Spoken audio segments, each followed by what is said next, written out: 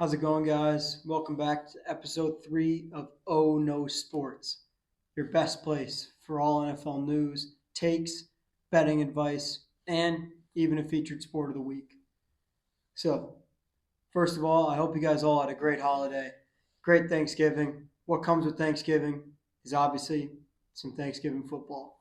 We had some great games on Thursday.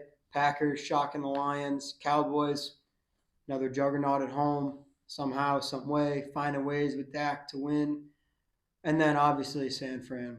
We'll talk about them a little bit more later. So we're obviously going to get into some main topics about the NFL today.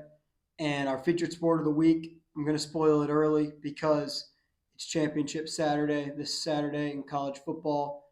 And if you're a true NFL fan, then you know all the great games that are coming up this weekend. I'm excited, and we're going to jump right into it right now. So, first off, I want to talk about the juggernaut teams in the NFL. That's the San Francisco 49ers, Philadelphia Eagles, and the Baltimore Ravens. The Eagles finding a way, somehow, some way, to beat the Bills. I don't really understand how they keep winning. I really don't. They're 10-1 at this point.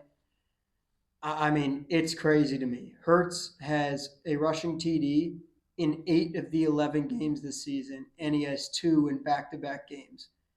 I mean, he's a competitor. I love him. I'm not an Eagles fan by any means, but I do support Hurts because that guy's awesome after what happened to him at Alabama, transferring. He's easy to root for. But what I want to talk about today is just how these three teams just continue to win and the ways that they continue to win. So first off, the Eagles. I think the way that they continue to win, obviously, all three of those teams have a stout defense, and they're very strong in the front four on their defense. They have a good secondary. They got it all. But the reason that the Eagles continue to win is because of their non-one-dimensional, three-dimensional offense. They have DeAndre Swift. They have a good passing game. And they have Jalen Hurts running the ball. I mean, it's hard to play against. And I think that's why they continue to win because they beat teams down with throwing the ball, handing it off to DeAndre Swift. Oh, it's a 3rd and 3. Okay, we'll just do a QB draw up the middle. Or if you look at overtime, QB draw up the middle, 11-yard run, Hurts. See you later. That's game over. Now, the Ravens. I've been a Lamar fan since he stepped foot into this league. I think they are going to be a very, very tough out in the playoffs, and they're tough to win against because, like I said, stout defense. I mean, Roquan and Patrick Queen at their linebackers are just ridiculous. They got an amazing defense, but even more so, it's very hard to play against a team that has 3 players consistently carrying the ball 10-plus times a game. This last game, I think Gus had 11 carries, Lamar had 10, and Keaton Mitchell, their new rookie, had 8 or 9. It's very hard to play against a team that has a 3-dimensional rushing attack. That doesn't even account for the passing game with Zay Flowers, with Odell when he's healthy. Mark Andrews obviously down, Isaiah Likely. I mean, this team is special, and I think both of those teams are a hard out. And they're very impressive juggernauts. The third is obviously San Fran. They're crazy.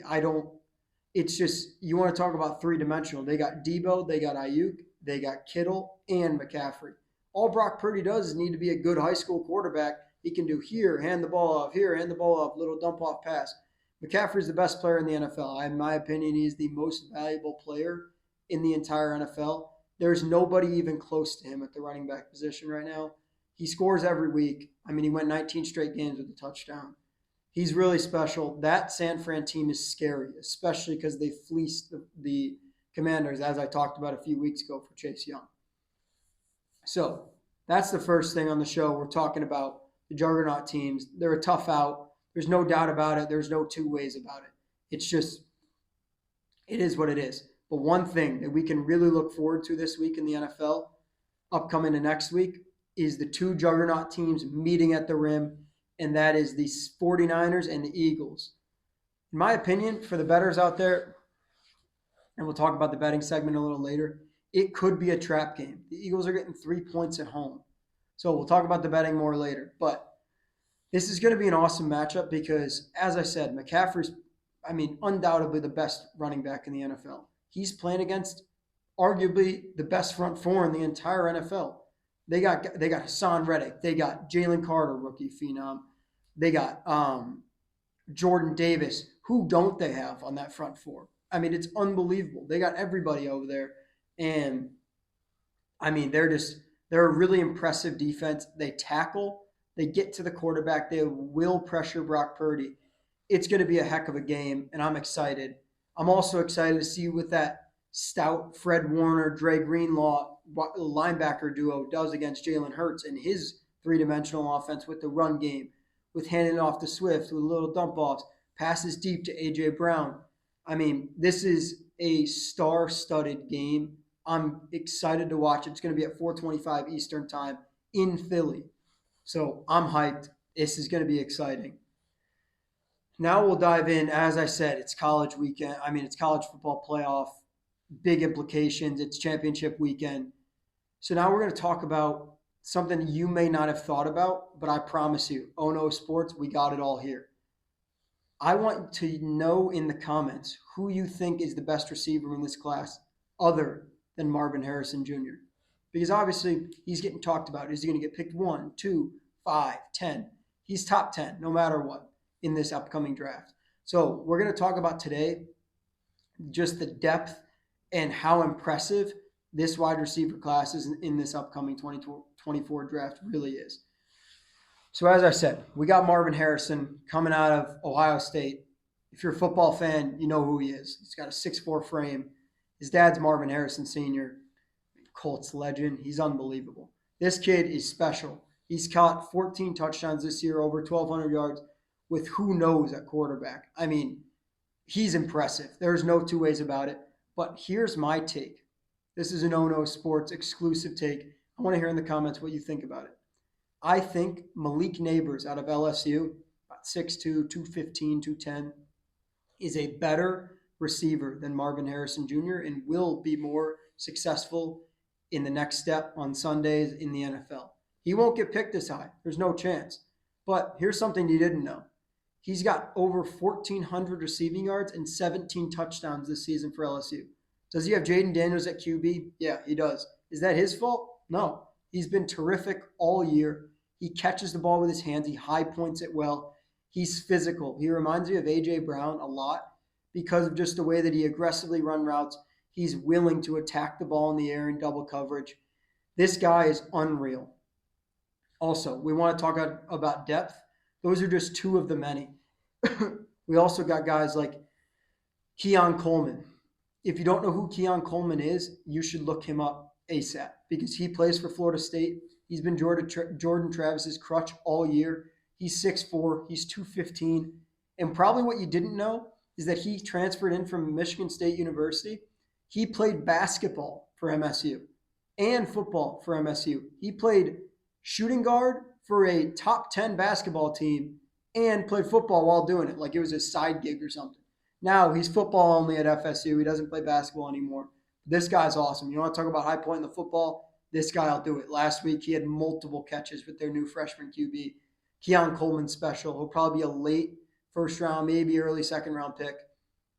Another guy that's been talked about a ton and that's gotten a lot of praise is Roman Odunze, Michael Penix's main man, number 1 on Washington. If you don't know who he is, check him out this Saturday because I promise you he'll be getting a lot of attention against Oregon. So he has caught over 15 touchdowns this season. He is literally, when you need a guy, when Michael Penix needs a first down, when he needs a touchdown, he's throwing to number 1 no matter what. Any NFL team could use a guy like Roman Odunze. There's talk he's going to be a top 10 pick. I don't know if he'll be that high, but I sure hope so because whatever team gets him, they will be happy because he's got security blanket hand. This guy is special. I mean, this receiver class, I could go on and on. Also, we want to talk about another guy who never gets talked about. That's Xavier Worthy out of Texas. He is literally never talked about with those top guys, with Odunze, with Marvin Harrison, with Malik Neighbors. Xavier Worthy out of Texas, if it wasn't for those three, he'd be talked about like he's a generational talent. I mean, he's been catching balls from Quinn Ewers. He's been catching balls from every quarterback, Arch Manning, who's ever in there for Texas all season. He's been awesome. He's got over 1,000 yards on the year. He's going to be another guy. He's a little bit on the smaller side. He's about 6 feet. He'll be in and out of the slot. He'll be on the secondary tier of receivers in this class, but he will be another guy that if a team takes a chance on him in the second round, I'd love to see the Chicago Bears do so, or maybe Carolina Panthers, Green Bay Packers, for example. A team with a lower level receiving core automatically amplifies that with a guy like Xavier Worthy in there from Texas. So that's just a little bit of a dip and dive into the amazing depth into the receiver class. I encourage you to watch this weekend on Saturday because nearly all of those guys are in full display. Actually, all of those guys are in full display. They're all on top 8 teams. So those are just some guys that make up the top half. There's plenty of guys that I'm not even mentioning that are special, that are, terrific receivers and will have a chance playing on Sundays as well. So now we'll jump into the next segment, which is obviously the betting tips. And what some of you guys come here and come to this channel for, we got our picks of the week. First off, I like Washington playing against Oregon in the Pac-12 championship. This game is being held in Las Vegas. They're lying plus 9.5 points. My pick, you buy it to 10 and you take minus 120 plus 10 points. For those of you that do not know, and for those of you that are not sports bettors, that's totally fine. We love to have you here at Oh No Sports as well. Plus 10 means they can lose by 10 or less points. So if Washington goes out there, plays a great game, hard fought, and loses to Bo Nix in Oregon by 7 points, that means we at Oh No Sports and everyone who takes it wins our bet. If they win by 10 points exactly, the bet pushes. So I love that. That's my favorite bet. That's our whale play of the week. Another bet I love. We talked about the Philly and 49ers juggernauts meeting at the middle. They are plus 3 at home. Here's a stat you may or may not have known. I'm not an Eagles fan, but listen to this. They are 12-2 in Philly in the last 2 seasons. 12-2. They are lying 3 points, yes, against a terrific San Fran team. Yes, is San Fran have a stout defense, and are they playing awesome football? Yeah, they are. But what's also true is they just lost Hufanga for the year, unfortunately. He's a heck of a young player, young safety for San Fran. He quarterbacks their defense with Fred Warner. And the Eagles are playing some of their best football. They just squeaked out a win against a terrific Bills team that plays hard no matter what the game is. I love the Eagles plus 3 at home here. I think it's going to be a tight matchup. I think 3 points is a very, very generous line. Another bet of the week, our third play that I really, really like. The Colts, they're a run-heavy team. Yes, they've been throwing it a lot with Minshew, but they got playoff implications on the line here. Their bell cow, Jonathan Taylor, who they just paid the big bucks to, unfortunately is out. I just read he has some sort of hand issue, hand surgery or something like that. He's out for 2 to 3 weeks. My guy, Zach Moss from Ole Miss, kind of an unsung hero to that offense. He's been at secondary back when Taylor's here, but when he wasn't here, he was rushing for 100 yards and a TD every game. People are forgetting about him. The books, the odds makers, have not dropped his prop for anytime touchdown this week, but I love that bet. If I could do 2 whale plays, that would be my second whale play because I love that bet. Zach Moss, anytime touchdown this week. They need wins. They're somehow in the playoff hunt. I don't know how, but they are, and they are working their way into position. Now, on to the featured sport of the week. Normally, I do the black hat. Normally, it's all random just to test Oh No Sports in my knowledge. But this week, I'm choosing because it's got to be Championship Saturday, college football. There's some huge names playing. I mentioned some of the receivers. So, first off, we're going to go through all the big games. And we're going to go through all the playoff implications and dive quick into it because if you're interested in the NFL and you love watching NFL, this Saturday, watch some of the biggest and best stars who are playing in Sunday in our league next season and will be drafted this coming year. First off, we got Washington versus Oregon. That's in Las Vegas. As I said, that's Bo Nix, Michael Penix, 2 of the Heisman favorites playing against each other. I love Washington in that game. They're coming in undefeated. Oregon's got 1 loss prior to the game to Washington.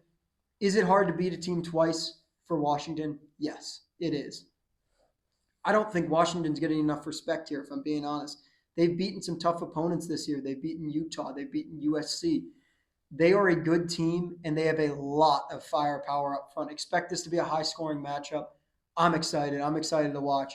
Now we're going to go to the brutish conference, the hardest conference, in my opinion, in football. That's the SEC. We got Georgia, Alabama. It's a storied rivalry. Nick Saban. I mean, he needs no introduction. We got Milroe at QB. He's perked up a lot in this past few weeks. He's starting to throw the ball better. They had some crazy win last week at Auburn. Shout out the Crimson Tide for that one because that was fun to watch. The last second, throwing a TD deep in the end zone, 4th and 31. You kidding me? I mean, that was awesome. So they're going in with some momentum. They're +6 against Georgia. This game's in Atlanta. If you don't know the state of Georgia, it's about an hour from Athens. Athens is where UGA's campus is. So this is basically a home game for UGA. But Alabama, if anyone knows the Crimson Tide, you know that they travel well. So they're going to bring fans to this game. This is going to be a brutish matchup. A lot of ground game, a lot of ground and pound from both teams. While both teams have a bit of a passing attack, they're known for their staunch defense. And each of these teams has multiple first-round picks on defense. Malachi Moore, just to name one of them, on Alabama's secondary. He is unbelievable. That guy is, watch out for him. He's number 13. He plays safety. He is amazing. That's a player to watch in that game. Then we'll jump into the Big Ten. Personally, my opinion, no offense to the Midwest guys. I'm a Midwest guy myself from Chicago. Worst conference. Weakest conference. Michigan playing Iowa. Iowa hasn't scored over 20 points the whole season. I mean, this is going to be a beatdown by Michigan. They run the ball well. Iowa's got a great defense, not great enough to stop Corum and Edwards, that dual backfield that Michigan's got.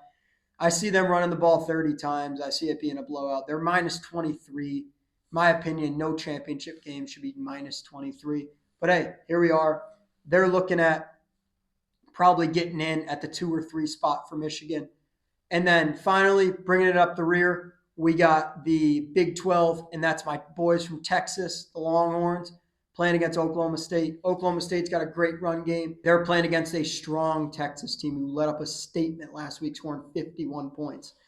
I think Texas is going to roll them here. If they're -15, I think Texas is going to roll them here, and if they get into the playoff, look out. And I said last, but now we're on the last but not least, the ACC, another weakish conference. FSU, Jordan Travis, their bell cow, their guy at QB, out for the year. Unfortunately, horrible injury. We hate to see that. Prayers up to him. But now they got the freshman quarterback in the team. They're playing a weak Louisville who also got upset last week. I mean, this is a pretty big lopsided game. In my opinion, FSU don't really deserve to get in if they win this. But if we're being real, they're probably going to win. I'm not sure what the spread is. I don't think it's came out. It's changed a lot with the quarterback change. But I think FSU will come away with this game. Finally, we'll finish it up with the predictions for my Final Four college football playoff. In my opinion, I think Georgia will win, stay at 1, will knock off number 8 Alabama. I think number 2 will be Michigan, and they will beat Iowa. I think number 3 will be Washington. They will beat Oregon, knock off Oregon. And here's my bold prediction. I think FSU barely wins against Louisville, and Texas smokes Oklahoma State. Texas jumps them from 7 to 4. Texas gets in. You better watch out for Texas. And I will say this, another interesting development. In my opinion, here's Ono Sports Takes. If Alabama or Texas get in, they are the only teams that can beat UGA and beat Georgia. And if they get in, you better watch out because I think one of the two is winning the national championship. So just to close up everything and run through a quick summary, we talked about the depth in college football receiver in the 2024 class. We got Roman Odunze, we got Marvin Harrison, we got Malik Neighbors. 2 of those 3, we got Xavier Worthy from Texas. 3 of those 4 on display this weekend. Watch out for them. They are special. We got the juggernaut teams. We got Baltimore Ravens run game, 3D offense. They're going the zone read. They're running the RPOs every play. We got San Fran, and we got the Eagles who are battling this week. I'm excited for that matchup. Those 3 juggernaut teams, who's going to beat them? Obviously, one of them has to lose this week, so that's exciting for all NFL fans that are not 49er or Eagles fans. We're excited about that. And lastly, we're going to talk about the matchups this week. One thing that I didn't cover is Houston versus Broncos. Houston, CJ Stroud, talk of the town. He's unreal. MVP combo as a rookie. First person to do that in a very long time. Against the 5-0 in their last 5 Broncos, where did that come from? I don't know. But here they are. They're 6-5. They're well within the playoff hunt. Who do we got there? Texans are laying 3.5 at home. I don't know. Am I taking the Texans? Am I taking the Broncos? I don't know. That's going to be a heck of a matchup. We got great matchups this week. We got great college football this week. Leave your comment, like, subscribe below. Thanks for watching. Always all love. Appreciate y'all. This is Oh No Sports. Have a good day.